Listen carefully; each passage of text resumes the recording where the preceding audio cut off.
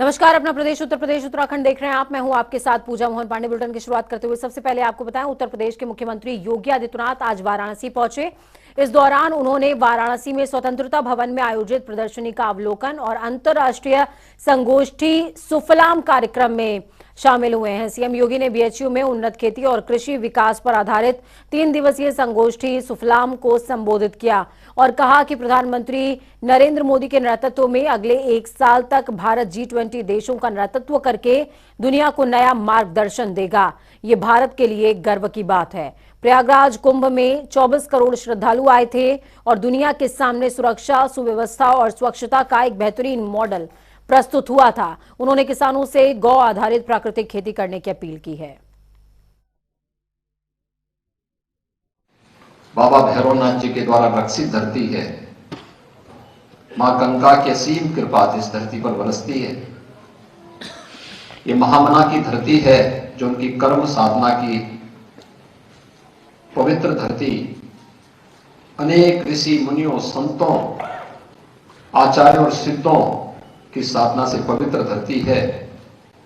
और आज देश ही नहीं बल्कि दुनिया को एक यशस्वी नेतृत्व प्रदान करने वाले भारत के यशस्वी प्रधानमंत्री श्री नरेंद्र मोदी जी की कर्म साधना की भी धरती है। इस अवसर पर आप सबका हृदय से स्वागत करता हूं। यह आजादी का अमृत महोत्सव वर्ष है और आजादी के अमृत महोत्सव के 100 वर्ष पर भारत ने बहुत सारी उपलब्धियां हासिल की हैं। ये संजोगी है कि जब भारत अपनी आजादी के अमृत महोत्सव वर्ष की आहट हुई थी, दुनिया में कोरोना की भी आहट सुनाई दे रही थी। दुनिया उसके सामने पस्त थी। दुनिया ने कोरोना जैसी महामारी के सामने अपने सारे यंत्र छोड़ दिए थे, पूरी तरह उसके सामने पस्त हो चुकी थी। और भारत लोकतांत्रिक मूल्यों और आदर्शों का सम्मान करते हुए अपनी 140 करोड़ की आबादी को न केवल सुरक्षा दे रही थी बल्कि सुरक्षा कवच के रूप में स्वदेशी वैक्सीन विकसित कर रही थी। ये नए भारत की नई तस्वीर हम सबके सामने प्रस्तुत करती है।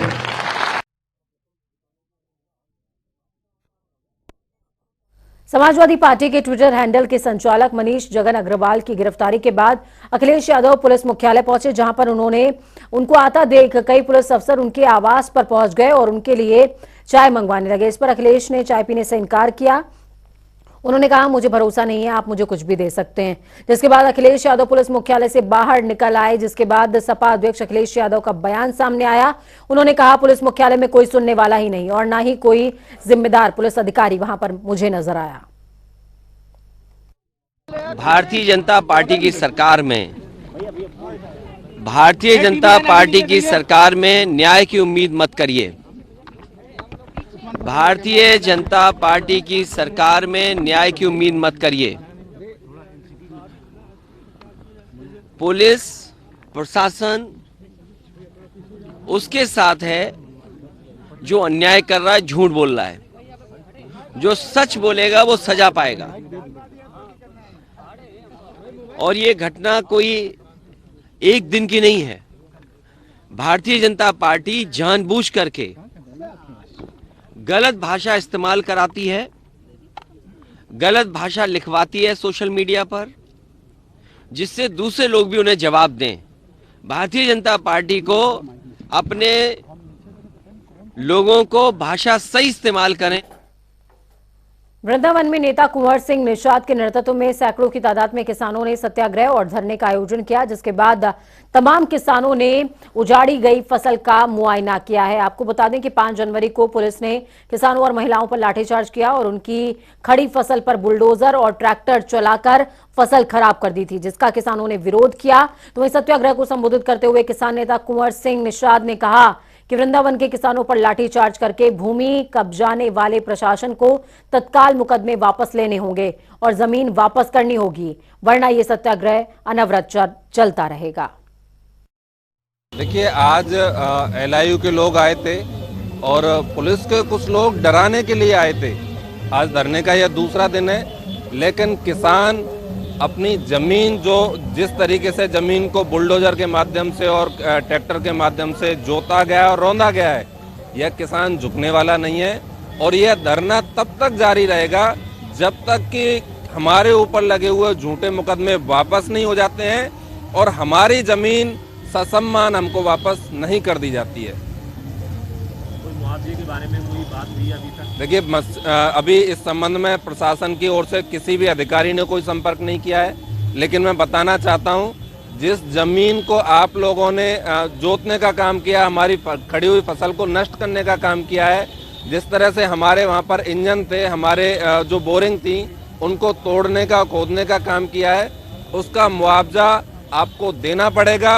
और ये मैं बताना चाहता हूँ, ये हमारे पास पक्के सबूत हैं, ये कोई ऑन रिकॉर्ड हमारी ये जमीन है और ये रिकॉर्डेड जमीन को आप लोग धोखे से हम लोगों से छीनना चाहते हो, जिसको हम किसी भी सूरत में बर्दाश्त नहीं करेंगे।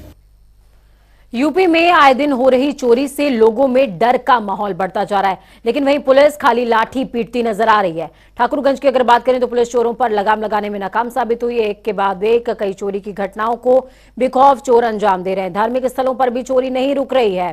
चोरों ने पुराने आपको बता दें कि इमामबाड़े का दान पात्र का एक ताला तोड़ दिया, दूसरा ताला तोड़ने में वो नाकाम रहे, तो वहीं स्थानीय लोगों ने चोर को धर दबोचा। इस दौरान लोगों ने मामले की सूचना पुलिस को दी और मौके पर पहुंची पुलिस ने चोरों को गिरफ्तार कर लिया। इससे पहले भी इमामबाड़े शाहजफ में चोरी की घटना को अंजाम दिया जा चुका है, लेकिन पुलिस चोर को पकड़ने में नाकाम अभी तक रही है। यहाँ पे जो लोग उपलब्ध थे उनसे उनकी वार्ता हुई तथा स्थानीय पुलिस के वरिष्ठ अधिकारी भी तत्काल मौके पे आए। राष्ट्रीय अध्यक्ष जी द्वारा ये जानने का भदोही में नरथुआ गांव में स्थित तालाब की जमीन पर हुए अवैध अतिक्रमण को प्रशासन की टीम हटा रही है। बताया जा रहा है कि 30-80 मकान है जिस पर आज कार्रवाई की जा रही है।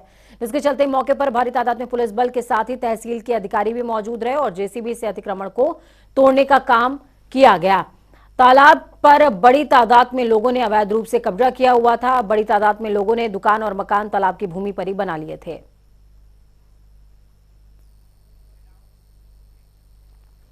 बरेली में बीजेपी सांसद वरुण गांधी ने अपने संसदीय क्षेत्र बहेड़ी विधानसभा के अरसियाबोझ गांव में जनसंवाद करते हुए बीजेपी सरकार की तमाम नीतियों पर सवालिया निशान खड़े किए। उन्होंने कहा 1 करोड़ सरकारी पद खाली पड़े हैं, सरकार को ये पद भरने चाहिए। इस काम में मैं भी मदद करने को तैयार हूं। किसानों की सारी फसलें आवारा पशु खा जाते हैं, इसी तरह चलता रहा तो किसानों के बच्चे भूखे मर जाएंगे। सरकार और क्षेत्रीय प्रशासन को समस्या का समाधान करना चाहिए। गन्ना भुगतान पर वरुण गांधी ने सरकार को आड़े हाथों लेते हुए कहा कि किसान पहले से ही बहुत परेशान है। चीनी मिलें गन्ने का भुगतान समय पर करें, किसानों की बद्दुआ ना लें, किसानों की सहनशीलता को समझें, इन्हें कोई कठोर कदम उठाने पर मजबूर ना करें।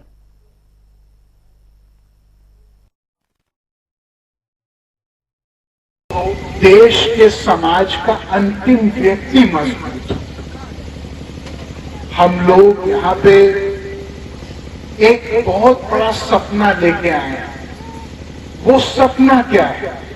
वो सपना ये है कि एक आम आदमी को न्याय मिले। जहां तक मेरी आवाज जा रही है, मैं निवेदन इस बात का करना चाहता हूं कि एक आम आदमी के जीवन में शुरू से लेकर अंत तक वैसे ही कष्ट है। उस चीज को समझते हुए मैं पुलिस को, अधिकारियों को, चीनी मिल के व्यापारियों को, ठेकेदारों को, उन सारे लोगों को बोलना चाहता हूं कि आप कुछ कमाएं, इससे हम लोग नाराज नहीं हैं। आपका घर चले, आपके बच्चे फले फूले, खुशी है।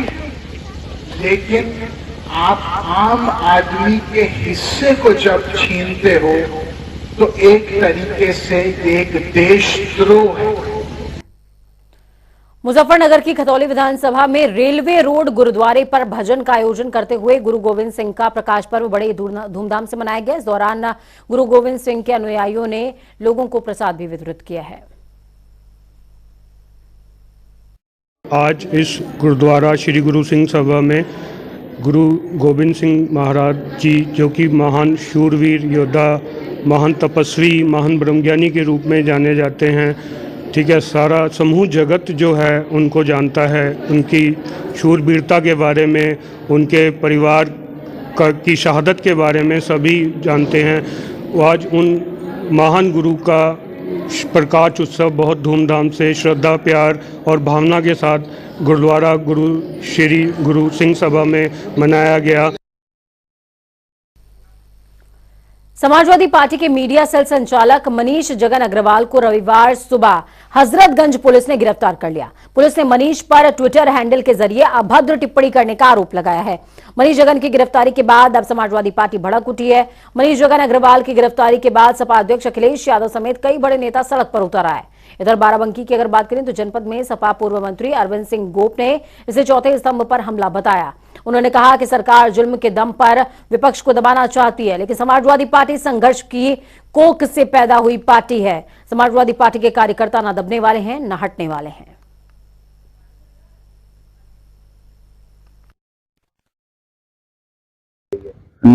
निरंतर समाजवादी पार्टी के नेताओं कार्यकर्ताओं को उत्पीड़न हो रहा है। समाजवादी पार्टी इसका विरोध भी करती है। राष्ट्रीय अध्यक्ष जी स्वयं जाके लोगों से मिले भी हैं, उनके परिवार से मिले हैं। मनीष जगन जी समाजवादी पार्टी के जो सोशल मीडिया है उसको अच्छी तरीके से देखते हैं। मनीष जगन जी की गिरफ्तारी तो लोकतंत्र का जो चौथा स्तंभ है उस पर हमला है।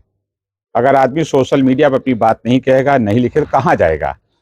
मनीष जगन जी की गिरफ्तारी की हम निंदा करते हैं। हम सबके राष्ट्रीय अध्यक्ष अखिलेश यादव जी पुलिस मुख्यालय डीजी ऑफिस स्वयं पहुंचे हैं।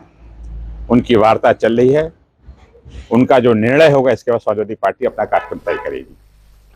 समाजवादी पार्टी के मीडिया सेल संचालक मनीष अग्रवाल को रविवार सुबह यानी कि आज सुबह हजरतगंज पुलिस ने गिरफ्तार किया। इसको लेकर के ADG law and order Prashant Kumar ने पीसी की कि पुलिस मुख्यालय के बाहर प्रदर्शन पर कार्रवाई होगी। धरना प्रदर्शन के लिए अलग अलग जगह निर्धारित की गई है। यहाँ पे जो लोग उपलब्ध थे उनसे उनकी वार्ता हुई तथा स्थानीय पुलिस के वरिष्ठ अधिकारी भी तत्काल मौके पे आए। राष्ट्रीय अध्यक्ष जी के द्वारा ये जानने का, उनके द्वारा ये प्रश्न किया गया कि समाजवादी पार्टी मीडिया सेल से जुड़े एक व्यक्ति मनीष जगन अग्रवाल को क्यों पुलिस ने डिटेन किया है। इस संबंध में उन्हें सभी बातें बताई गई कि उपरोक्त व्यक्ति के खिलाफ एक नामजद अभियोग तथा मीडिया सेल के खिलाफ 2 अन्य अभियोग पंजीकृत हैं, जिसकी विस्तृत विवेचना इलेक्ट्रॉनिक फुटप्रिंट तथा सर्विस प्रोवाइडर से। लखनऊ के डीजीपी मुख्यालय में पुलिस कमिश्नर एसबी शिरोडकर ने प्रेस कॉन्फ्रेंस करते हुए बताया कि हजरतगंज थाना पुलिस ने समाजवादी पार्टी के ट्विटर हैंडल से की गई अभद्र टिप्पणी पर दर्ज मुकदमे में सपा ट्विटर हैंडल संचालक मनीष जगन अग्रवाल को गिरफ्तार किया है। आपको बता दें कि बीते 6 जनवरी को बीजेपी युवा मोर्चा की social media incharge doctor Richa Rajput ने सपा मीडिया सेल नाम के ट्विटर हैंडल पर रेप और जान से मारने की धमकी दे जाने पर मुकदमा दर्ज कराया था।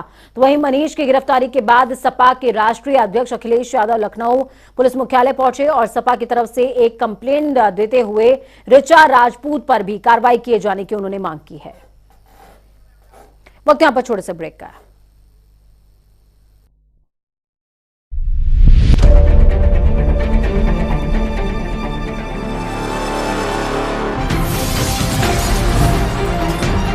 प्रणाम, मैं हूं हिमांशु द्विवेदी और स्वागत है आपका हमारी खास पेशकश चर्चा में।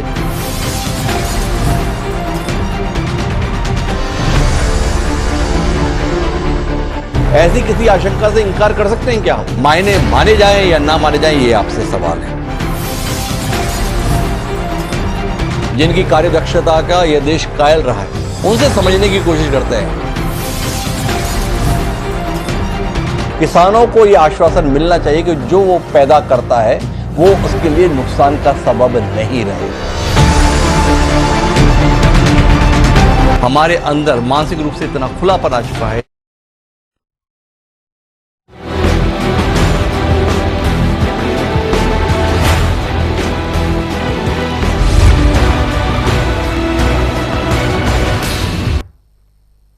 उत्तर प्रदेश में ठंड और शीतलहर का सितम जारी है। मौसम विभाग ने आने वाले अगले 3 दिनों में इससे राहत नहीं मिलने के संकेत दिए हैं। तो वहीं शीतलहर और घने कोहरे के साथ ही ठंड को लेकर राज्य के 28 जिलों में ऑरेंज अलर्ट भी जारी किया गया है।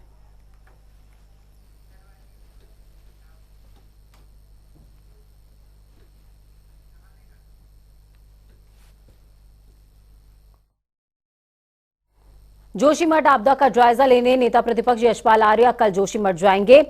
यशपाल आर्या ने पौराणिक जोशीमठ शहर के हालातों को लेकर चिंता व्यक्त करते हुए कहा कि कई बार वहां के लोगों ने सरकार को जताने की कोशिश की, लेकिन सरकार नहीं चेती, जिसका परिणाम आज हम सबके सामने है। यशपाल आर्या ने आरोप लगाया कि सरकार मान रही है कि जोशीमठ में नुकसान हुआ है, लेकिन जो आंकड़े सरकार जारी कर रही है नुकसान उससे कहीं ज्यादा हुआ है।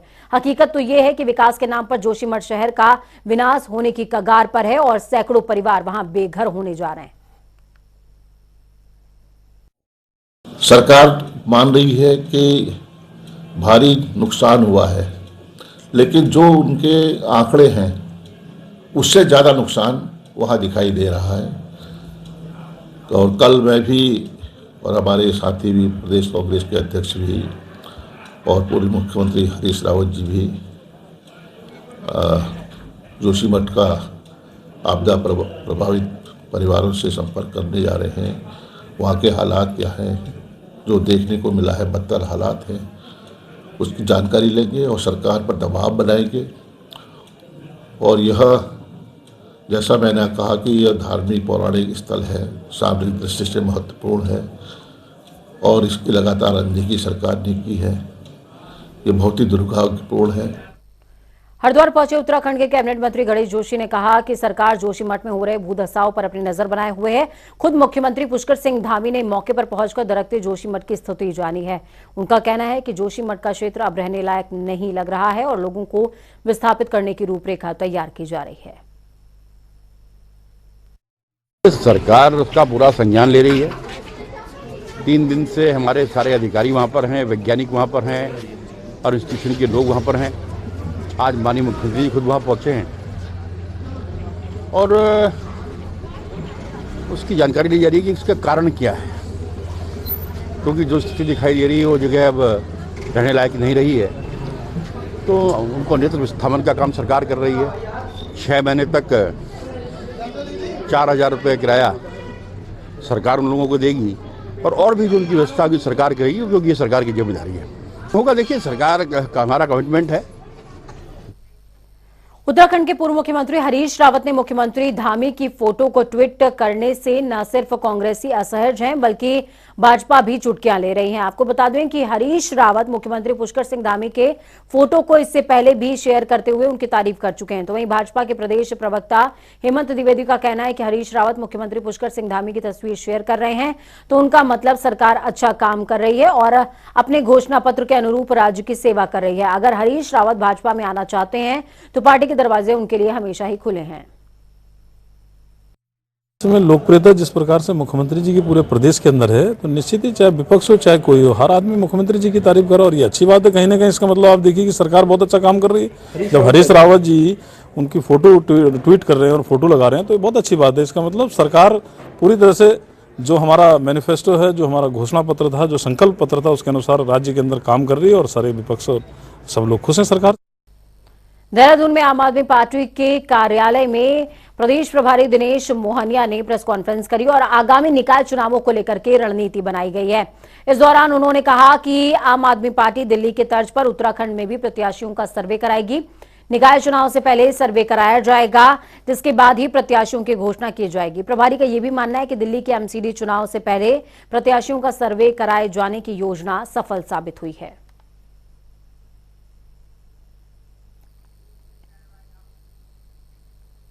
तो वहीं उलूम के प्रमुख और शीर्ष इस्लामिक धर्मगुरु मौलाना अरशद मदनी हरिद्वार पहुंचे। हरिद्वार पहुंचकर मौलाना अरशद मदनी ने आचार्य महामंडलेश्वर स्वामी कैलाशानंद गिरी से मुलाकात करी है। दक्षिण काली मंदिर में हुई मुलाकात में दोनों धार्मिक गुरुओं ने कई विषयों पर विस्तार से चर्चा करी। इस दौरान कैलाशानंद गिरी ने मदनी को भगवा शॉल ओढ़ाई। अरशद मदनी ने भी स्वामी कैलाशानंद गिरी को हिंदी में अनुवादित कुरान शरीफ भेंट करी है। तो वहीं जबरन धर्मांतरण मामले पर बोलते हुए मौलाना अरशद मदनी ने कहा ये गलत है। उन्होंने कहा कि अपनी मर्जी से कोई किसी भी धर्म को अपना सकता है। अरशद मदनी ने देशवासियों को अमन और एकजुटता का संदेश भी इस दौरान दिया है। कपरस्त पार्टियों ने और हुकूमतों ने जो भेदभाव पैदा कर रखा है, मैं ये समझता हूँ कि किसी भी आदमी को जिसका अपने किसी भी मजहब से थोड़ा बहुत भी संबंध है उसको इसकी तायीद नहीं करनी चाहिए। ये बात मैंने मोहन भागवत जी से भी कही थी। फिर कपरस्त पार्टियां आग लगाना चाहती हैं, लेकिन हम मजहबी लोग हैं, मजहब को मानने वाले हैं। अगर हमारी आवाज़ इसके खिलाफ उठेगी, प्यार और मोहब्बत की उठेगी, इंसानियत की बुनियाद पर एक दूसरे के साथ। तो अरशद मदनी को सुन रहे थे आप। साफ तौर पर उन्होंने कहा है कि फिरका परस्ती छोड़ दीजिए और एकता और भाईचारे को अपना लीजिए। चलिए फटाफट अंदाज में 2 मिनट में 10 अहम जिलों का रुख करेंगे। सीतापुर में एक ही परिवार के 4 लोगों की दर्दनाक मौत। कमरे में पेट्रोमैक्स जलाकर सो रहा था पूरा परिवार। मौके पर पहुंचा पुलिस बल। मृतकों के शवों को कब्जे में लेकर पोस्टमार्टम के लिए भेजा गया। इंदौर में शुगर मिल पर किसानों ने किया प्रदर्शन। गन्ना भुगतान को लेकर दिया गया धरना। किसान संगठन 1 जनवरी से दे रहे हैं अनिश्चितकालीन धरना। 241 करोड़ रुपए का है बकाया। सुल्तानपुर के गुसाईगंज में मां ने अपने बेटे को फावड़े से काटकर उतारा मौत के घाट। अंधविश्वास से जोड़कर देखी जा रही है घटना। सूचना पर पहुंची पुलिस। कलयुगी मां को किया गया गिरफ्तार। शव को कब्जे में लेकर कानूनी कार्रवाई तेज। बाजपुर चीनी मिल में गन्ना किसानों ने की नारेबाजी। गन्ने का भुगतान नहीं करने पर प्रदेश सरकार और मिल प्रशासन के खिलाफ नारेबाजी। चीनी मिल के जीएम ने जल्द भुगतान करने का दिया आश्वासन। अमेठी में निर्वाचन कार्यालय में शॉर्ट सर्किट से लगी भीषण आग। निर्वाचन संबंधित कागजात और कंप्यूटर जलकर खाक। मगरू पहुंची फायर ब्रिगेड की टीम ने आग पर पाया काबू। शिक्षक एमएलसी चुनाव को लेकर हो रही थी तैयारी। हमीरपुर में काशी विद्वत परिषद के पदाधिकारियों ने जिलाधिकारी को किया सम्मानित।